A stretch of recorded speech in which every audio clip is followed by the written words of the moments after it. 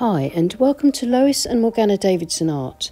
It's Lois here, and here's another holiday card idea for you. This lovely snow scene that I painted a year or so ago, and I hope you enjoy watching it. And it's a line and wash using waterproof fine liners and then washes of watercolour paint, and then going back in with fine liners again to finish things off. Today I'm going to be painting a line and wash painting using fine liners, a Sharpie and a limited palette. I'm going to be being inspired by this photograph which I found on Pixabay. The link is in the description below. This photograph I think is very suitable for painting for anybody from beginners right the way through to intermediates and more advanced artists, because you can take exactly what you want from the photograph, as much as you need. You can simplify it right down just to a couple of buildings and a few trees. Or you could take it and add just about every detail that you can see in the photograph and slowly build it up using your ink pens to being quite a complex and interesting scene. So don't be put off if you're a beginner. You can simplify quite easily, as I'm doing here with my initial pencil sketch. I'm just putting in the really basic shapes that I want, which is going to be the church with its lovely steeple or spire. That's going to be my focal point. And I want a few other simple buildings that are going to be no more than just parallelograms for the roofs and small gable ends, and then just some scribbly trees and bushes, and that's going to be about it really, just the very faint mountains in the background. So to start with, I'm pulling out those basic shapes and getting them right. If you don't get them right, then just use an eraser and reshape the object, the house or the tree, until you like it, until it sort of suits the drawing. Because I think it's important, even though it's simple, to get the drawing right first before you go in with ink. Now I'm using my favourite Faber Castell fine liners. They're Pitt artist pens, and they're filled with permanent, so water resistant Indian ink, and they work beautifully with watercolour paint. So I'm going over my pencil lines, and this is why it was important to make sure you're happy with your pencil sketch, because then it's very easy just to go over the pencil marks and just enhance them with extra shadows. And you can see here I've moved on to my Sharpie, and it's got a nice big nib. Again, it's a permanent waterproof marker. And I'm very easily able to go over the pencil lines for my trees with this thick nib, and it's creating my trunks and main branches very quickly. Again, if your drawing is right, then your ink work will be right too. With line and wash, it's a little bit different from painting with pure watercolour. Because obviously you're putting in an outline or line work to start with, and so basically you're working in just three tones. The main tones are, there's the lightest light, the mid-tones and the darkest darks. The lightest light is going to be any of the white of the paper that you leave unpainted or very lightly washed over. The darkest darks are all going to be provided by the ink. So the outline and any of the shadows that we put in, that you can see I'm beginning to put in now at the base of my trees and my bushes and for my buildings, those shadows are straight away creating our darkest darks. Normally with watercolour painting, you work from light through to dark. This way you're working opposite to that really. You're creating your darks first with your line work and your shadows, and then you're putting in all your mid-tones with the paint, very simply being led by the line drawing, and anything that you carefully leave or spare out from the paint For example, any areas that you want to be bright white snow, they'll be your lightest lights.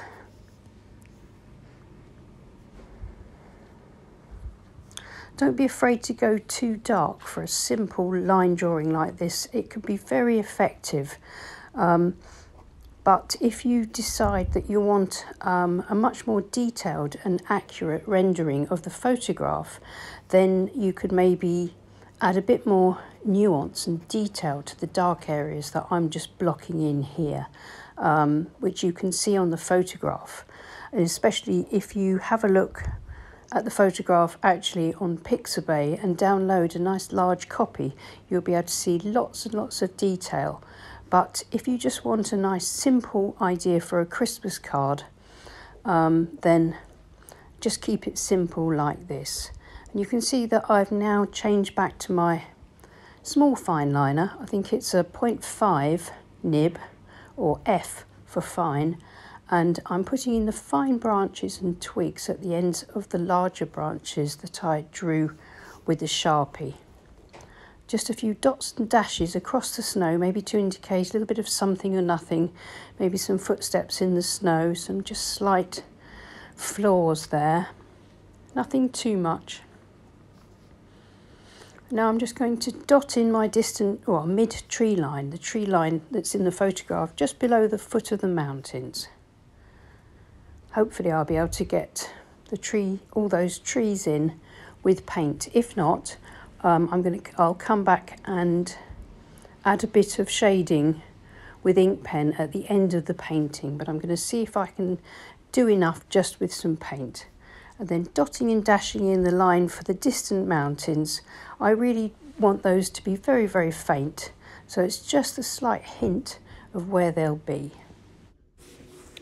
And I think that's just about finished now, the line work. So I'm just going to let it sit for about half an hour, just in case there's any bits that are slightly wet, because if the ink doesn't completely dry, and even though it's a fine liner, it dries very quickly, if it doesn't dry totally, then it might smudge a bit.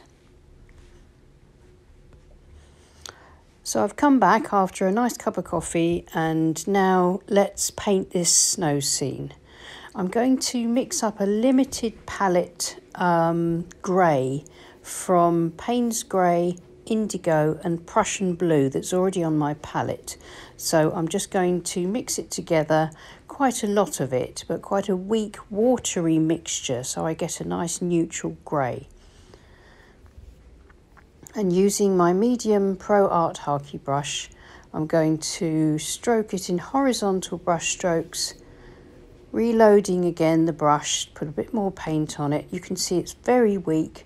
Now this has gone straight onto the dry page. I'm not painting this wet in wet, but I'm creating this wet environment now with this graduated wash, bringing it down across the mountains and over the mid-tree line, mid-distant tree line, and then adding a little bit more pigment, so a richer mixture, less water, dotting in a darker mix across that tree line, but I'm cutting carefully around my rooftops.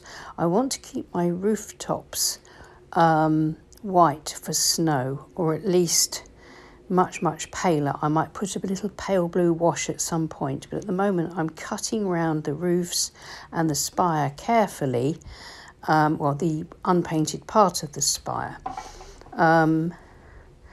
I haven't been able to do this perfectly with a Harky brush, so then I'll very quickly grab my fine calligraphy brush and pull some paint from the wash close around the cottages and the roofs and the church, that sort of thing. So I've got that nice darker background.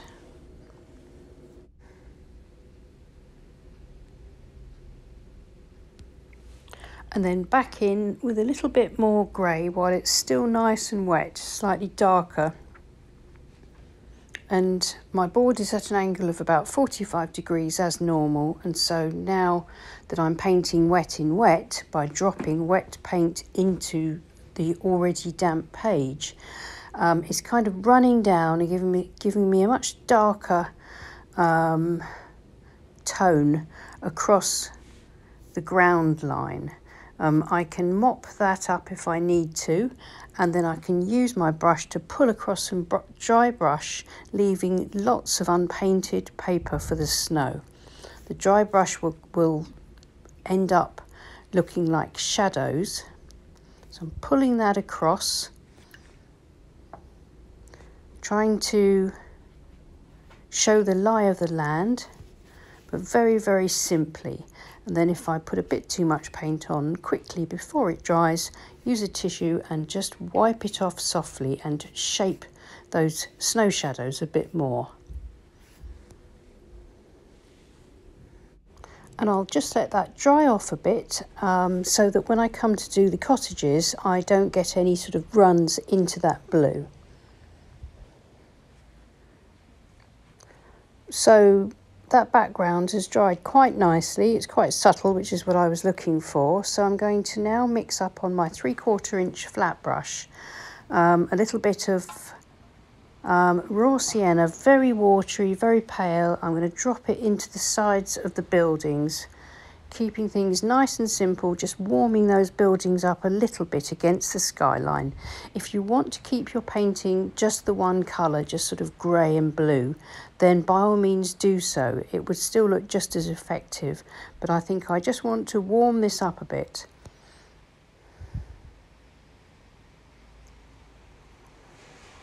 Kind of just adds a little bit extra to it, I think. And I think because the church and the spire is my focal point, I'm going to warm that up even more with a little bit of burnt sienna, and I shall drop that lightly into the stonework area of the church. And you can see straight away that draws the eye straight to the church now that we've got that slightly brighter colour on it. And while I've got some burnt sienna on my brush, I'm going to drop a little bit of burnt sienna into the bushes and the trees here and there, just to warm them up very slightly and to add a bit of dimension to the painting. If you're interested in a full-length tutorial for this in 2 parts, with the line drawing in pencil and the ink line drawing to download as reference, please take a look at my Patreon page, where you can see the full tutorial for this and for hundreds of other different paintings, exclusive Patreon tutorials and paintings, along with most of my YouTube demos, which you can watch on Patreon advert free. I'm now finishing off the painting. I just mixed up with my small squirrel mop a very watery mix of that greyish bluish colour from Paynes grey, indigo and Prussian blue, and I'm just touching it into my mountains here and there. It's very watery, there's hardly any pigment in it whatsoever. It just gives us that little hint of those distant mountains receding off into the distance. I can use a clean damp brush to soften off underneath those marks, and I can lift out a bit with tissue just to give that sort of misty, distant, snowy mountain look. Now it's finishing touches. I think I want to emphasize the shadow on the right side of the church spire a bit more. So I've used my Sharpie and I've just gone in and put in, just shaping things a little bit more, making it a bit squarer before the spire rises out of the brickwork or stonework.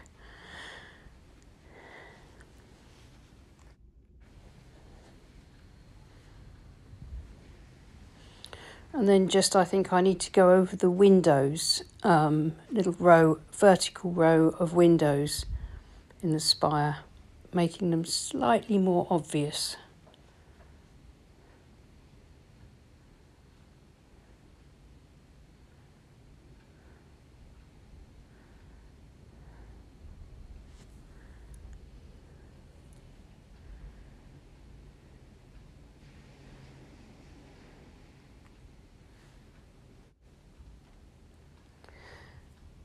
Now it's possibly finished, and here you can see I've removed the tape because that gives me a fresh look at it. With a clean white border, I can decide whether I want to do anything to that mid-ground tree level, and I've decided that the paint didn't quite give me enough, or I didn't put enough in there, so I'm going to put in a few more faint trees behind the buildings, but mostly what I'm going to do is build up with my fine liner some sort of rough and ready cross hatching behind the trees and the buildings, just to build up that middle ground behind the village. That needs to be a little bit darker, and that in turn will give more distance to the mountains, but it will make the focal line of buildings and trees pop a lot more, and also it'll help the snow in the foreground to seem lighter and brighter. So you can see I'm being careful to go around the buildings, the roofs rather, just hatching and cross hatching unevenly so that I still get the kind of look of sort of clumps and groups of trees and things in the distance. But I think I'm much happier with that. If you want to do this before you paint at the linework stage, then please feel free to do that. You may find it easier to complete that section first. I wasn't sure whether I was going to need it, and my sort of method of working is very often, if I'm not sure about something, I won't do it, just in case I don't need to, if you see what I mean. Sort of going with this less is more kind of philosophy. But here, I think this really adds so much more dimension to the painting. I'm really pleased that I decided to go for it.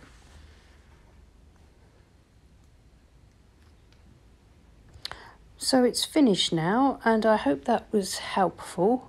I hope you can see how easy it is, or would be, even for beginners, to tackle this kind of line and wash painting, just by keeping it very, very simple.